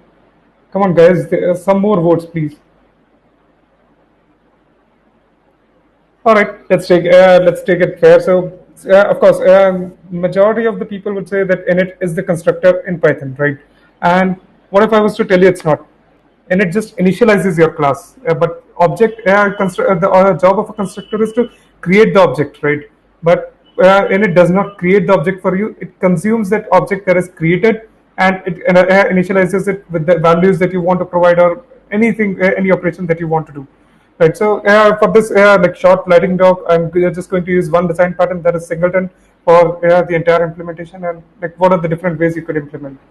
First thing that would come to your mind is, like, if you want to implement singleton, well, let's just define a module variable singleton instance, initialize it with none init, and within that, if the instance is there, if the instance is initialized, we return that. Otherwise, whatever value we want to set, and we set the singleton instance to self, right? Basic implementation, nothing serious, nothing difficult. So I'm just removing it so that I can run it on terminal. And if I run singleton, it works perfectly fine. It creates a new object for me at some random memory address 0430. Now, next time, let's say the object is already created. We expect that singleton instance equals self. This command is already run. Sorry to interrupt, but we are seeing not your terminal. We are seeing the poll screen. Okay, let me just close it. Now I think it should be back. Yes. All right, so I was showing this code. Let's say singleton instance equals none, class singleton, global singleton instance. We are in it. If singleton instance is given, we just return that singleton instance. Otherwise, we just initialize some variable and assign that singleton instance, like global variable, to this self. This was originally this way, but I just had to remove those new lines to run it on terminal. I'm not running the script directly, just copying the code. So let's say this is what we have done. Copied that same piece of code over here. Singleton instance equals self. Called singleton class, and it created an object for us 430. Since this condition was not hit, what do you think if I call it again? Okay, one more question. Again, I won't be able to run poll right now. How many of you think, like, can you just give me thumbs up if you think that within init I can have a return statement? Init is just a Python function, right? So within a Python function, for like a special function for a class, can I have a return statement within init? Okay. All right. So ideally, with that approach, then this should work, right? Next time I call it, it should return with this singleton instance that I have initialized. So let me just check it. Singleton instance is actually set, and the values actually match. But next time I try to create that class instance, that's the separation. init should always return none. It actually does not. You never should have any return statement over there. Init by default, every Python function returns none. So definitely you cannot have any return statement inside your init method. It should just do its job and exit out. So that actually proves the theory, right? Init is not your constructor because a constructor is supposed to return you an object. Now let's say we move on to a second implementation. This did not work. Similarly, if I talk about it, I have done nothing else but just move the global variable to a class variable and doing the same thing. Still, with if we go by the same logic, we cannot have a return statement. This will also not work. If you want, I can run it shortly, but to save some time, I'm going to skip over. Let's say if someone wants to implement singleton, next approach that would come to your mind is that I cannot, I don't know how to handle like where the object is getting created. Maybe what I'll do is have a class method which should just check if that instance is already initialized. Like it's not initialized, then initialize that. Otherwise, return that instance. Right? Singleton, it's a class method, so I should be able to call it for any time. Copy it. Run it in singleton 2. This works. If I keep on calling it does not block me that I can keep on calling this class again and again. And if you notice, it creates an object at some different memory address every time. Right? Okay, that is because of Python interning. It actually, whenever there is one concept in Python called interning, it sometimes returns that same object. So I'm not going to go deep into that. But let's say we wanted to achieve this. So singleton instance. It's not set because we never called get object.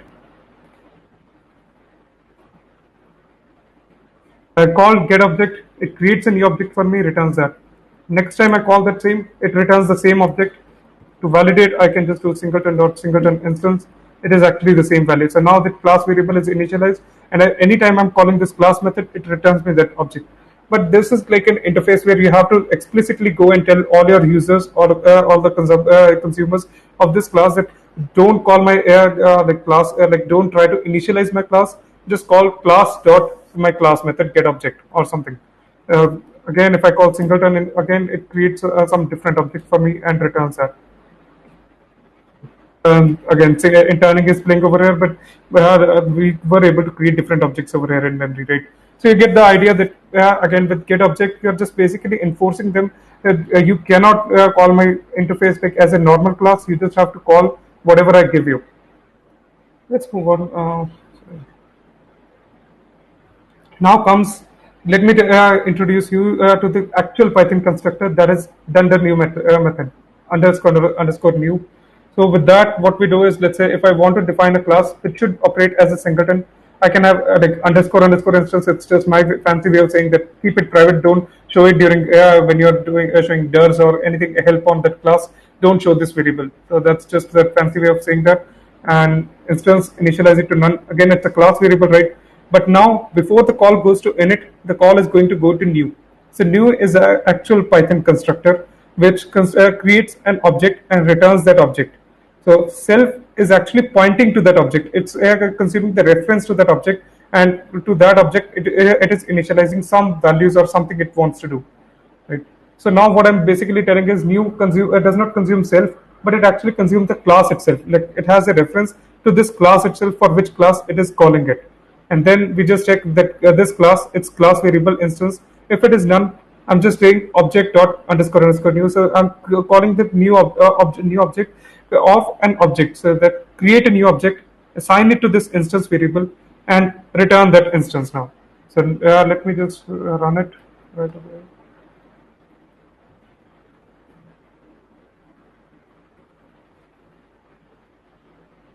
So let's say singleton dot, if I do,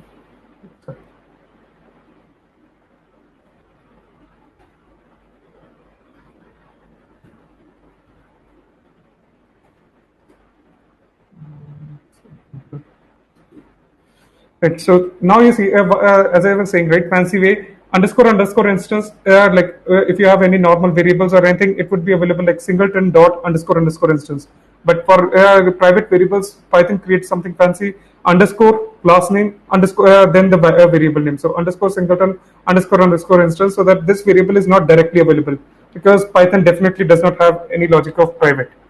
Now moving on, singleton.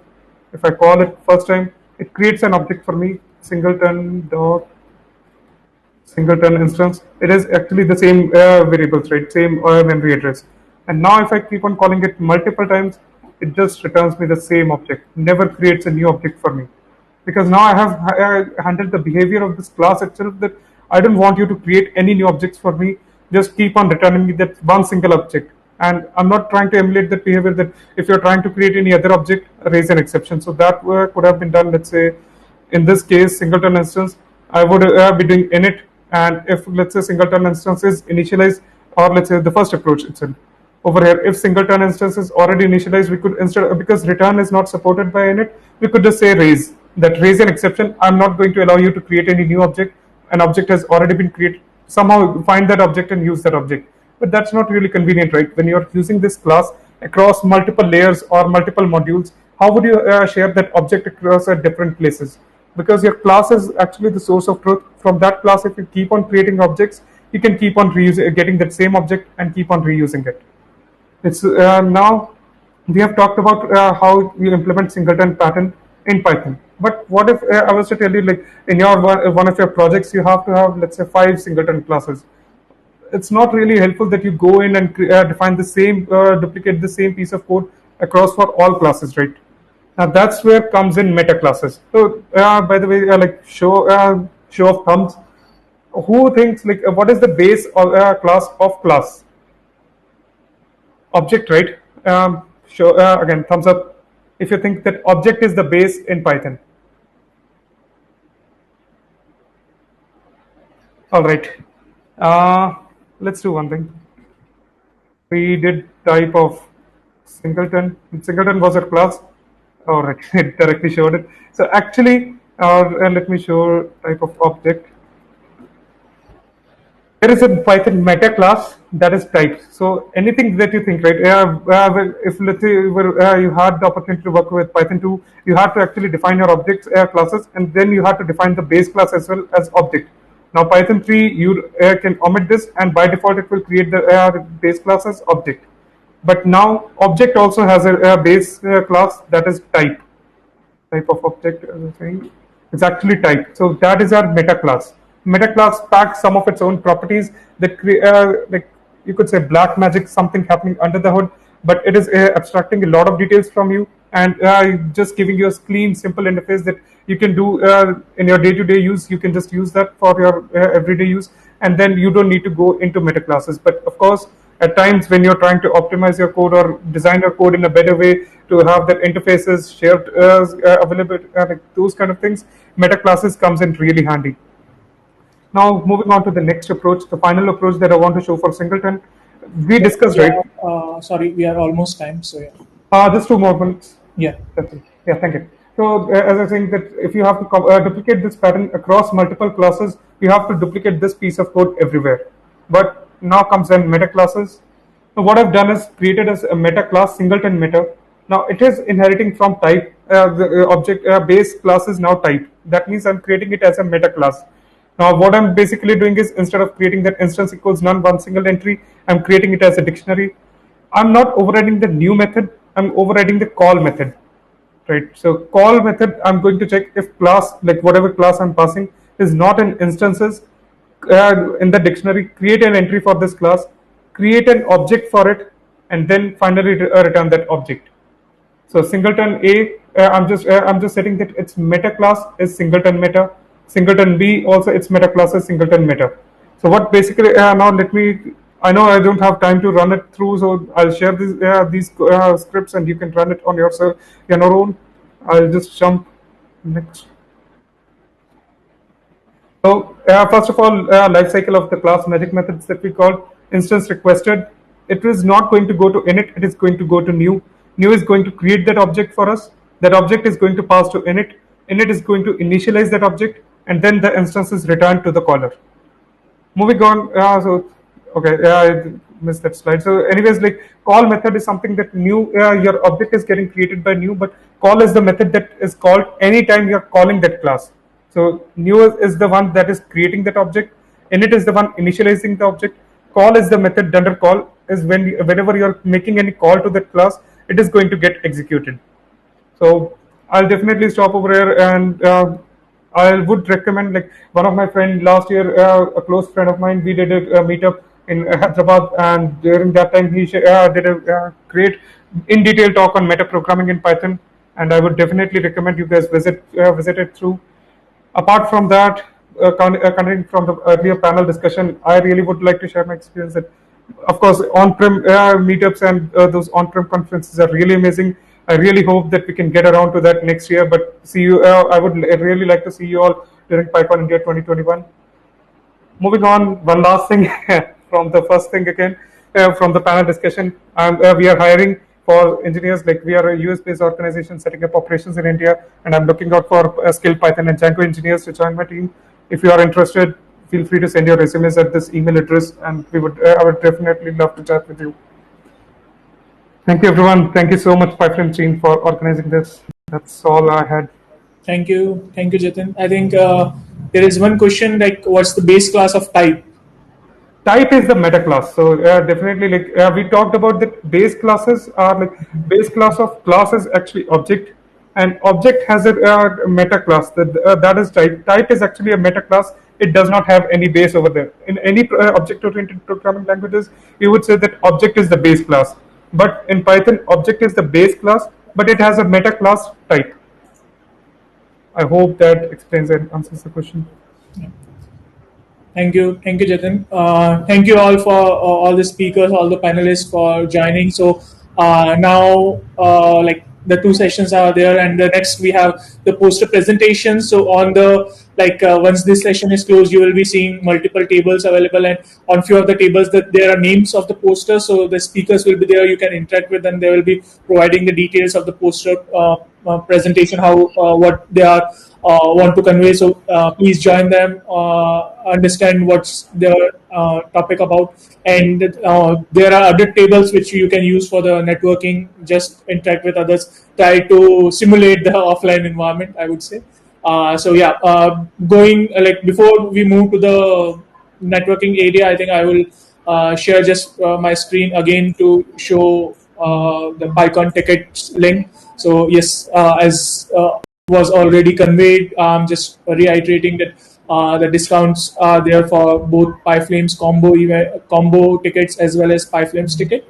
So yes, if anyone is interested, please use this coupon code and avail the discount. It's only for today. So yeah, PyCon conference will be happening on the 18th and 19th. On the conference is on 18th and 19th, and workshop is on 17th. So yeah, if you have any questions, we'll be around on the table. So please, or ask the questions over the chat. Thank you, everyone. Ritesh, sorry, before we disconnect, I just want to, if it's okay, I just want to, any new attendees who are new to the Python community, is it okay if I want to show them one of the opening address from one of our previous PyCons, so they also get a feel of how things were when everything was before COVID? Okay, sure. I hope it, like, yes, you can go ahead. Like, we just need to keep a time check because we have a hard limit of 90 minutes, so it may disconnect directly. Yeah, go ahead. And yes, we'll be, after this, we'll be concluding the stream as well.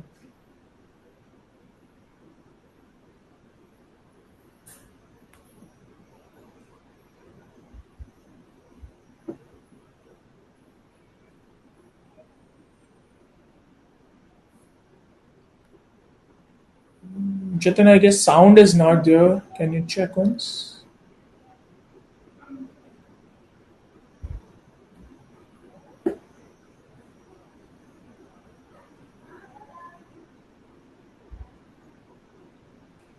Jatin, you are not audible.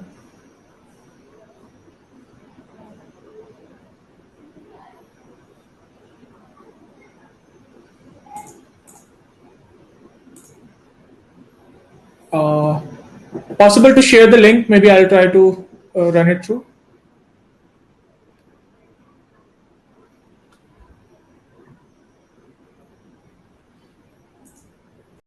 Yeah, let me share my screen.